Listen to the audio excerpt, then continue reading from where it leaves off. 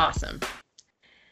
Well, we are so glad to have you here. In just a couple of seconds, it's going to turn to 2:15. So I'm going to go ahead and start. I'm Shanda Vanneman, exercise physiologist in St. George, and happy to be gathered together with all of you to stretch with a leader. And we've got Si Hutt here with us today, the president of the Heber Valley Hospital. And we're going to turn it over to him. He can give us a little bit of what he does and then your be well moment. And I'll take it back from you after that. Si, thank you so much for being here.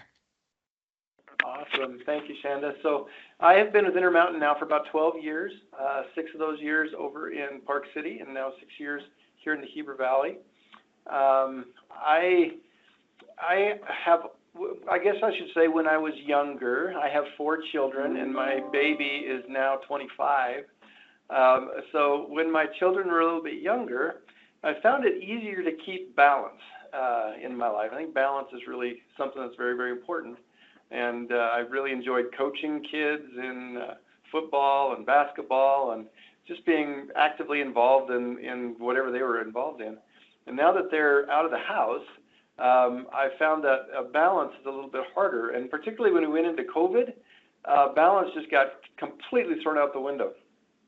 So what I started doing, I guess it was probably in 2020 or 2021, was really being much more intentional in how I was spending my time outside of work and focusing in on those things that I felt were missing and that would kind of help bring that balance back. So I have 2 parts of my personality. One of it's more artistic and freewheeling, which does not like organization. And the other part is very organization loving. So my organization loving part takes over here, but the way I do it, I think it provides a little bit of freedom. So I've created this monstrosity, which is a grid that has a variety of goals on it, and it looks overwhelming, but it's really not that overwhelming. But it helps me keep track of some of those things that I want to make sure that I'm doing as far as goals. And I've really set them in 2 areas. One is more habit changing, something that I'm not doing that I want to do, or something that I'm doing that I don't want to, and tracking that so that that behavior just starts to change and just becomes part of my daily routine. It really becomes a habit, and then it's no longer on the grid. It's just built into what I do. The second one is really more around accountability, personal accountability, and also satisfaction to some extent. When you check that box off, I get a little bit of a rush, so it allows for that piece to happen. So there's some things that have been on my list really the full 4 years, or maybe something similar to it. But it's helpful for me to just see it. So as we're getting near to resolution time, December is a natural reflection time for me. It's kind of a seasonal ending and the start of a new year. So I like to evaluate, where I'm at, what kind of things I want to ensure I've got in my life, to whether it's physical health or my spiritual health, or other personal habits, make sure those are in place. Let me share just a couple things that I've found to be effective for me. I keep this thing by my bathroom sink, so I see it first thing in the morning, and I see it before I go to bed. It makes sure that I'm tracking it, but it also kind of helps me remember, oh yeah, that's something I want to make sure I get done today.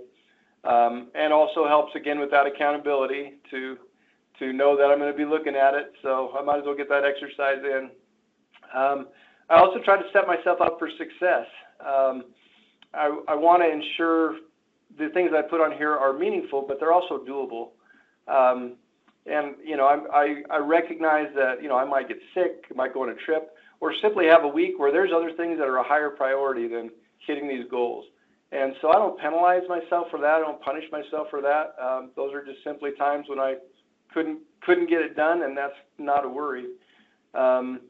I don't require that perfection of myself, and some of these are daily goals, but if I get to 5 days, that is complete success. So you want to make sure that you're setting yourself up for success.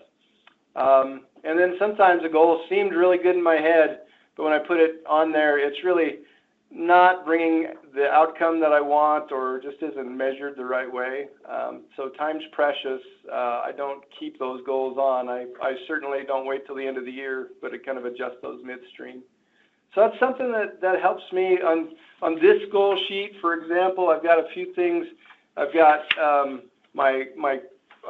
cardiac workout, or the number of steps, and I've got more of a strength building one. I've tried to focus a lot on sleep, and so am I getting a certain number of hours in bed? And then I got one of these Aura rings here that I wear regularly, and it gives me a lot of data that I utilize to say, well, what was my sleep score, for example, for the week? That was one of my goals. Then you'll see on this column where there's a lot of white, that's my sleep score. That's an area I'm not doing super well on. So I'm going to adjust that goal a little bit, make sure I have things that are in my control, because there's some things about sleep that aren't necessarily in your control. I've got things surrounding prayer, studying scriptures. I've got some that are more travel oriented, because I haven't been getting out as much as I want to. That's more of a quarterly goal, to go someplace that I'm interested in going. So that's what I do. It's a little too restrictive for some folks, but it's been really helpful for me to make sure I'm doing the things that I really want to do and that help keep me healthy. I thank you so much for being willing to share what's working for you, what you've learned, and how you're able to implement that. I really appreciate that very much. I'm going to stop spotlighting you, and I will spotlight me. We'll move into some stretching here, but I really appreciate all the things that you have shared. And yeah, I see some notes coming in here on the chat. I love that you have your Aura ring too.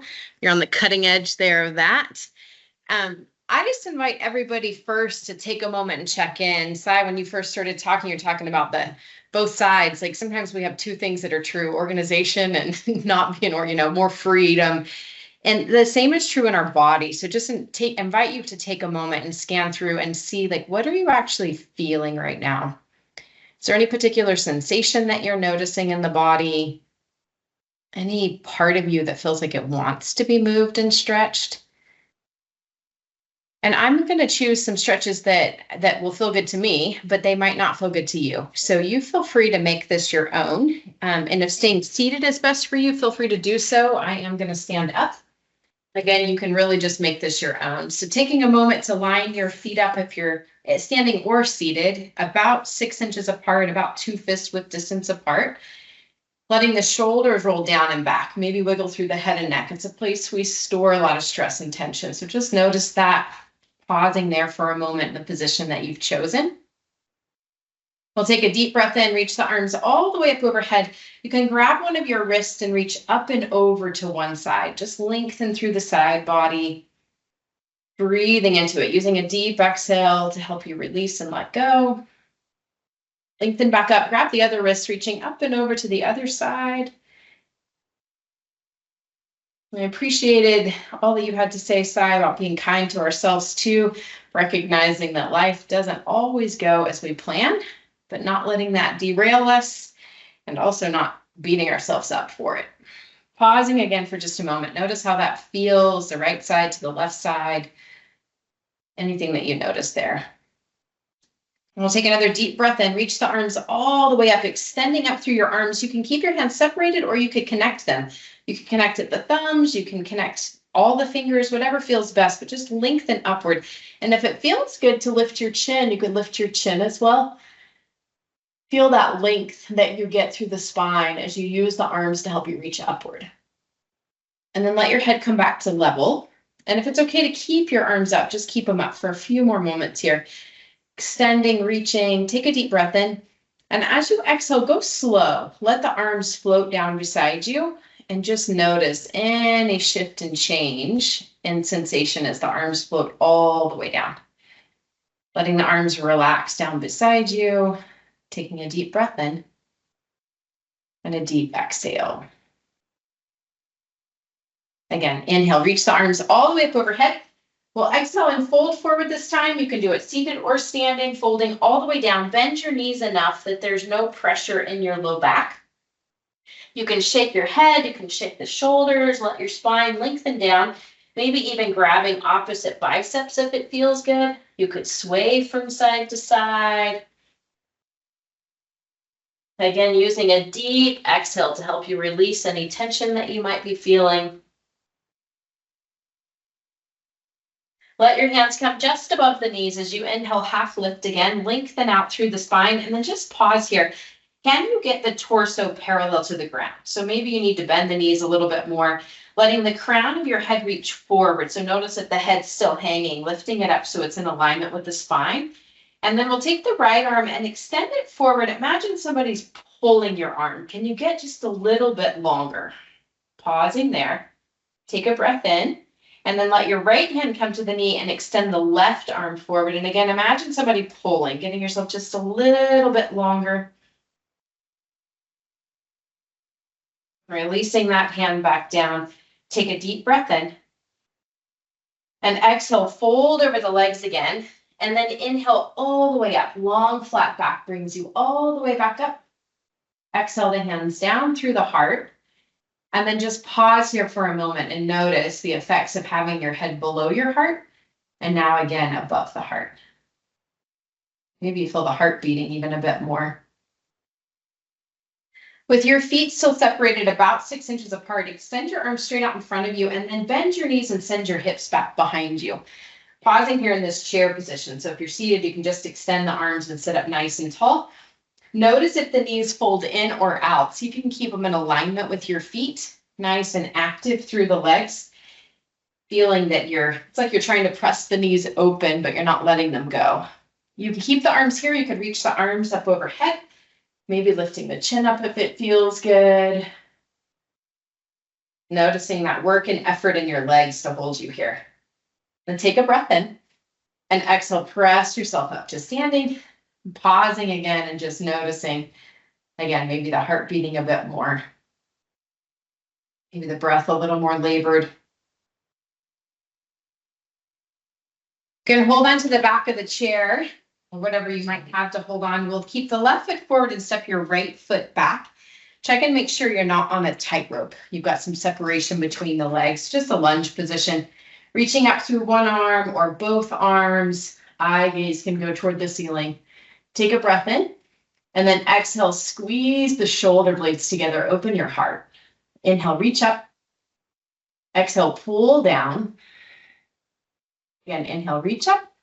And then you can step your feet back together and we'll switch sides. Right foot forward, left foot back, making sure you're not on a tightrope. Again, reaching up through one arm or both arms. You can take your eye gaze toward the ceiling. Take a breath in. Exhale, cactus the arms. Inhale, reach. Exhale, cactus. Inhale, reach. And then step your feet back up, pausing here again for a moment and just notice sensation that you feel in the body, shifts and changes you might be feeling or not feeling. And then just bringing some awareness to sound, noticing any sounds that you might be hearing. Sounds nearby or far away.